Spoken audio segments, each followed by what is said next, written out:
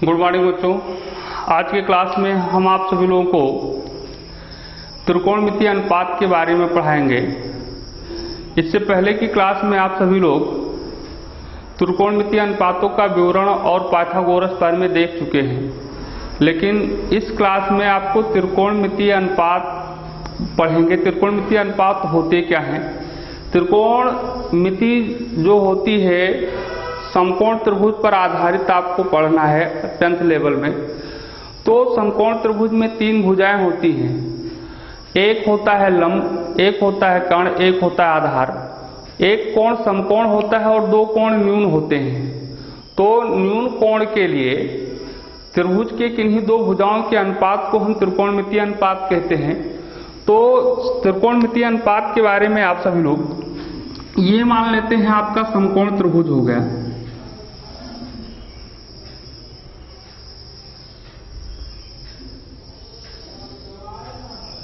ये समकोण त्रिभुज हो गया और ये कोण 90 डिग्री का हुआ, 90 अंश का हुआ। और 90 डिग्री के सामने वाला कोण जो होता है, भुजा जो होती है, वो कर्ण कहलाता है।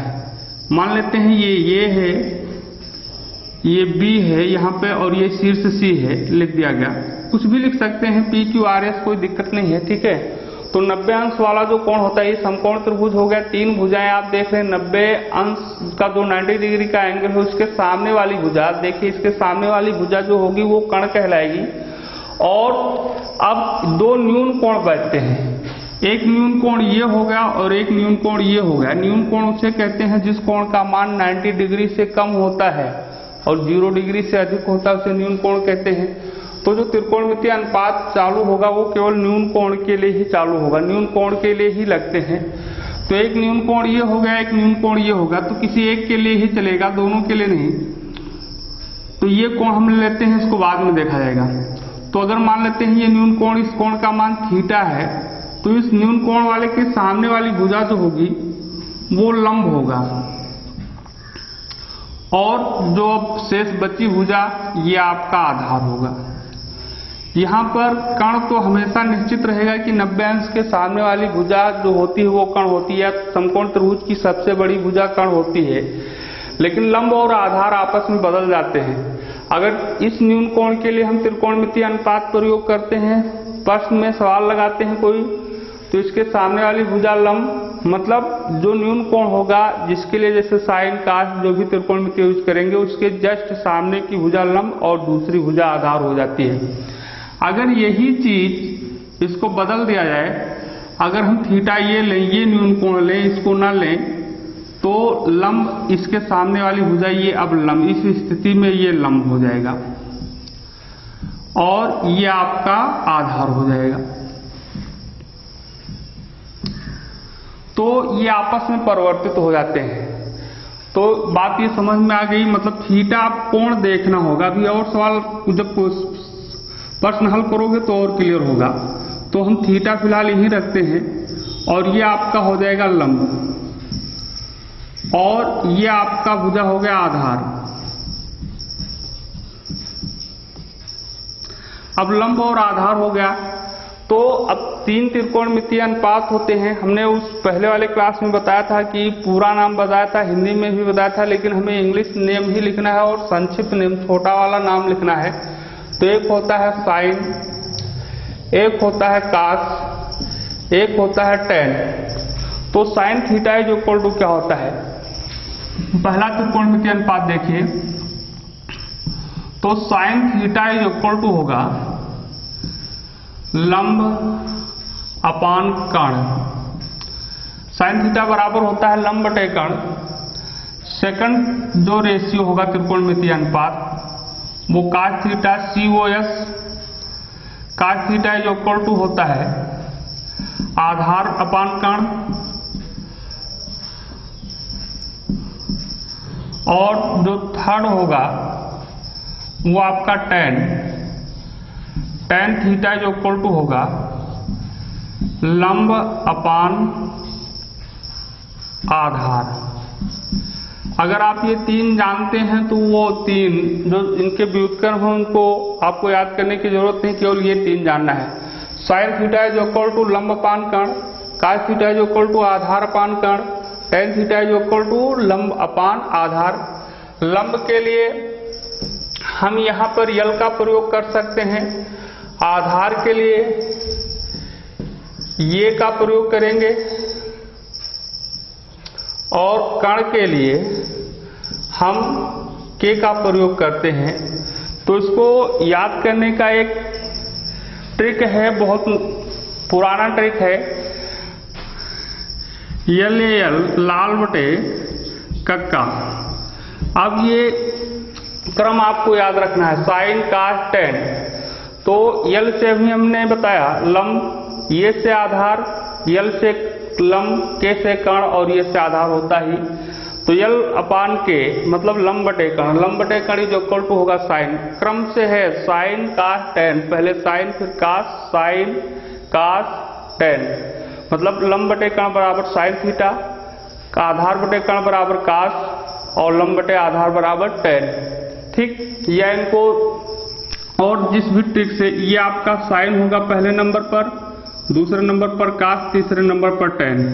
अब बाकी मतलब आप समझ रहे हैं, लंब यल बटे के का मतलब लंब बटे कर्ण, आधार बटे के का ये बटे के मतलब आधार बटे कर्ण, यल बाई ए का मतलब लंब बटे आधार। तो आप त्रिकोणमितीय अनुपात देखें। अब साइन का व्युत्क्रम जो होता है, साइन का व्युत्क्रम कासेक होता है, COSEC, cosec theta is equal to sine का व्युत्क्रम पलट जाएगा तो sine theta is equal to लंब बटे कर्ण है, तो cosec theta is equal to होता है कर्णापान लंब। इसी प्रकार कास का व्युत्क्रम जो होता है सेक होता है, कास का व्युत्क्रम सेक और sec theta is equal to cosec का उल्टा हो जाएगा, cosec theta is equal to आप देख रहे हैं आधार बटे कर्ण, तो सेक थीटा बराबर हो जाएगा कर्ण बटे आधार, कर्ण अपान आधार।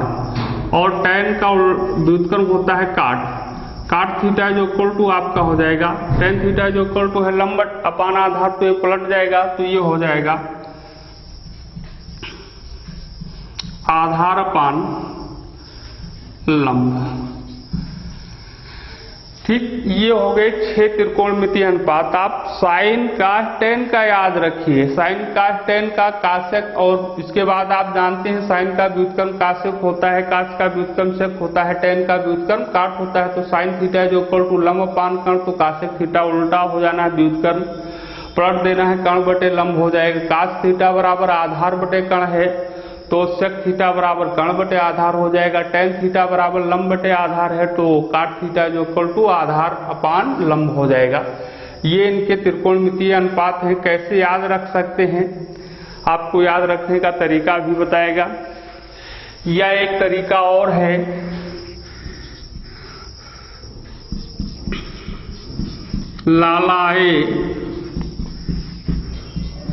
लाए अपान कच्चा कच्चा आम। लालम में ला है लंब, एल माना जाएगा, आए में आ है आधार, लाए में ला है लंब, कच्चा में का है तो कर्ण हो गया, आम में आ है तो आधार हो गया। तो लाला बटे कच्चा मतलब लंब बटे आधार साइन थीटा, और आधार बटे कच्चा मतलब बाई बटे कच्चा मतलब आधार बटे कर्ण काट थीटा, और लाए बटे आम मतलब लंब बटे आधार ये हो जाएगा टेन थीटा। इस प्रकार से चाहे जिस तरह से आपको याद रखना है। तो ये 6 त्रिकोणमितीय अनुपात थे, 3 मेन है साइन काट टेन, और ये 3 एक दूसरे के व्युत्क्रम है। खास बात ये देख लीजिए यहाँ पर, जैसे कहीं अगर साइन थीटा लिखा है तो साइन थीटा का मतलब ये नहीं होता है कि साइन इंटू गुणे थीटा। साइन थीटा का मतलब ये नहीं है कि साइन इंटू थीटा, साइन और थीटा का गुणनफल गुणा होने के बाद में साइन थीटा आया है, ये गलत है। ये ऐसा नहीं होता है। साइन जो भी त्रिकोणमितीय अनुपात होगा किसी न्यून कोण के साथ ही रहेगा, उनके बीच में गुणनफल नहीं हो सकता है। दोनों को ऐसा हम नहीं कर सकते हैं। जैसे मान लेते हैं साइन आ गया थीटा और अपान हो गया कास थीटा, तो गुणनफल होता तो थीटा थीटा कैंसिल हो जाता, ऐसा नहीं होगा। मतलब sine theta is equal to ये नहीं होता है कि साइन इंटू थीटा, और cos theta is equal to भी नहीं होता है कास इंटू थीटा। मतलब किसी भी त्रिकोणमितीय अनुपात के लिए नियम लागू नहीं है। तो 6 त्रिकोणमितीय अनुपात पढ़े आप सभी लोग। अब त्रिकोणमितीय अनुपातों में संबंध होता है, उस संबंध के बारे में देख लीजिए। त्रिकोण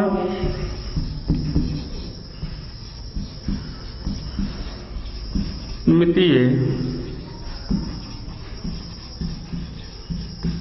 पातों में संबंध, रिलेशन बिटवीन ट्रिग्नोमेट्रिक रेशियो। तो संबंध क्या होता है, साइन का कासेक से क्या संबंध है, कासेक से साइन का क्या संबंध है।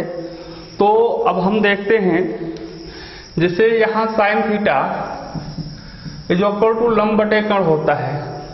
तो लंब बटे कर्ण होता है आप जानते हैं, और लंब बटे कर्ण साइन थीटा है ये चीज, और इसको हम लिख सकते हैं 1 अपान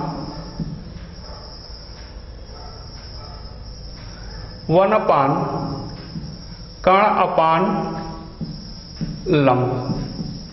इस प्रकार से लिखा जा सकता है किसी चीज को। यहां पे देख लीजिए, जैसे मान लेते हैं आपके पास 5/7 लिखा है, तो इसका रूप अगर बदलना चाहते हैं तो 1/7/5 1 कर दिया गया, 7 अपने स्थान पर, 5 नीचे आ जाएगा, क्योंकि ये ऊपर जाएगा वहां मल्टीप्लाई होने के बाद में। मतलब जब सरल करेंगे तो ऊपर जा सकता है। इस तरह से आप पढ़ चुके हैं।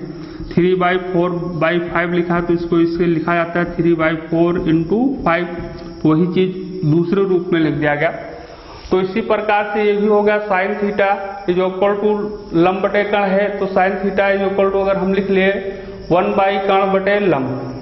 तो आप देख रहे हैं कि साइन थीटा बराबर हो गया 1 बटे लंब बटे कर्ण। तो इधर देखिए sine theta is equal to 1 upon, अब ये लिखा हुआ है कर्ण अपान लंब, और देखिए कर्ण बटे लंब, कर्ण अपान लंब बराबर क्या होता है, कर्ण अपान लंब बराबर कासेक थीटा होता है। तो ये कर्ण अपान लंब के स्थान पर कासेक थीटा लिख सकते हैं, क्योंकि कासेक थीटा इज इक्वल टू होता है कर्ण अपान लंब। तो ये हो जाएगा कासेक थीटा। एक रिलेशन साइन और कास में कासेक में एक रिलेशन मिला, एक संबंध मिला। Sine theta is equal to होता है 1/कासेक थीटा। कैसे देखे आप, ये कहां से आया ये भी देखा आप लोग। तो ये हो गया जाएगा sine theta is equal to 1/कासेक थीटा।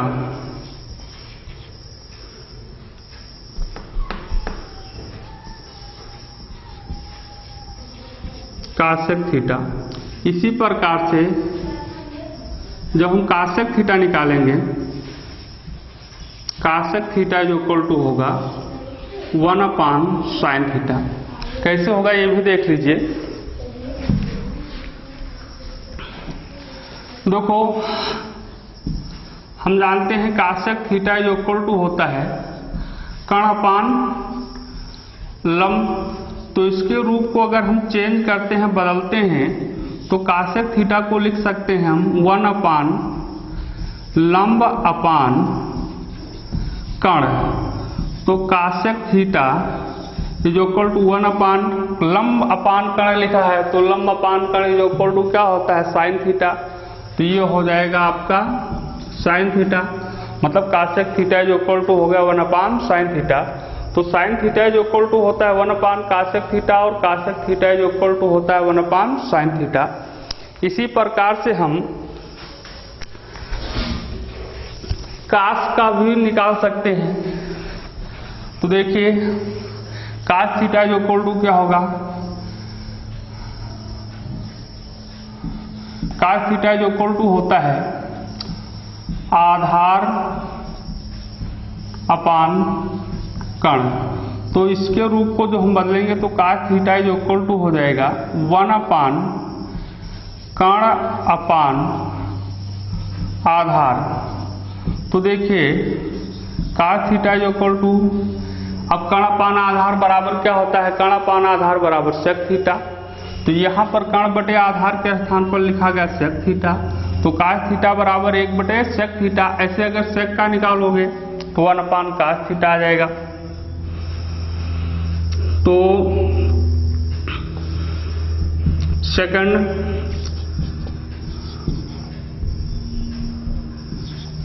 काश theta is equal to 1 upon sec theta, और इसी प्रकार से sec theta is equal to हो जाएगा 1 अपान काश थीटा। मतलब sine theta is equal to 1 upon cosec theta, cosec theta is equal to 1 upon sine theta, और cos theta is equal to 1 upon sec theta, और sec theta is equal to 1 upon cos theta होता है। फिर हम ten और काट पर विचार करते हैं। टेन थीटा बराबर 1 अपान काट थीटा होगा। इसी प्रकार से जैसे हम लिखते हैं tan theta is equal to, जानते हैं आप लंब बटे आधार, लंब अपान आधार होता है, तो इसके रूप को बदलेंगे। अगर हम बदलना चाहेंगे तो ये हो जाएगा 1 अपान आधार अपान लंब, तो ये हो गया 1 अपान आधार अपान लंब, आधार बटे लंब, ये बाई एल बराबर होता है काट थीटा, तो ये हो जाएगा आपका काट थीटा। तो अगला फार्मूला निकला tan theta is equal to हो जाएगा 1 अपान काट थीटा, और इसी प्रकार से काट का भी निकाल सकते हो, तो काट थीटा इज इक्वल टू हो जाएगा 1 अपान टेन थीटा।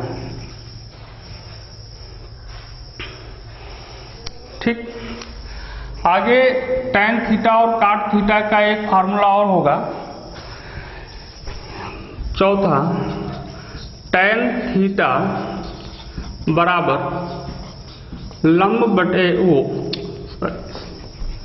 टेन थीटा जो इक्वल टू हो जाता है साइन थीटा अपान काट थीटा, और काट थीटा जो इक्वल टू होता है काट थीटा अपान साइन थीटा।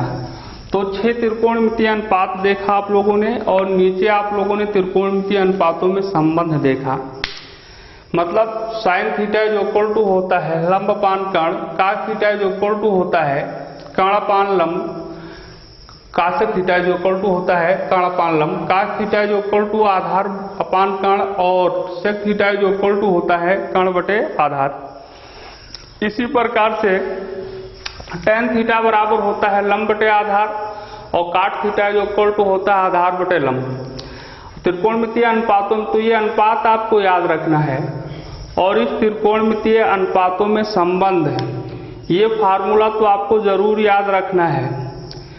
इस तरह से आप सवाल लगाते समय इनका उपयोग करेंगे। पहले तो इस फार्मूले का उपयोग होगा, उसके बाद ये बहुत कम है, आप सवाल लगाते लगाते अपने आप याद हो जाएगा, लेकिन इनका प्रयोग ज़्यादा दिनों तक आपको जब तक पढ़ेंगे तब तक करना होगा। इसलिए इस फार्मूले को आपको लर्न रखना, याद रखना है। अब याद करने से रटोगे तो नहीं याद होगा, दिमाग को एकाग्र करके 2-3 बार लिखोगे अपने आप आ जाएगा दिमाग में। अब हम इस पे प्रश्न कैसे करते हैं तो ये देखते हैं।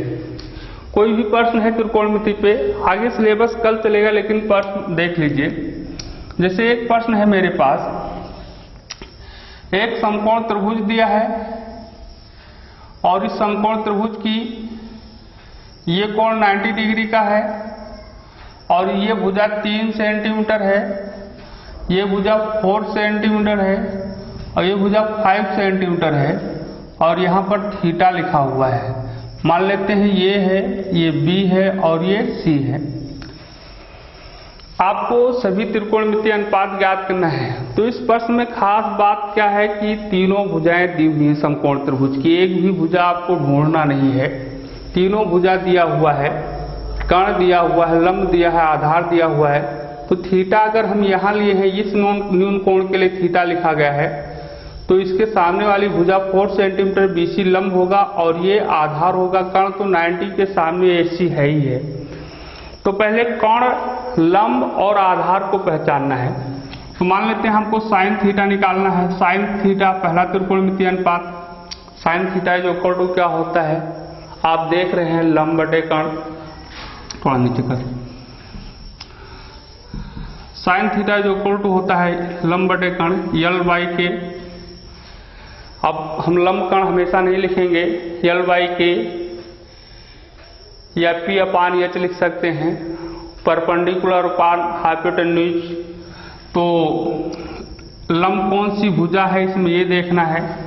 तो थीटा आप देखिए, थीटा यहाँ पे है, इस न्यून कोण के लिए लिखा गया है, तो इसके सामने वाली जस्ट सामने वाली भुजा आपका लंब होगा। तो लंब आपका है BC और कर्ण आपका है ये भुजा 90 अंश के सामने AC।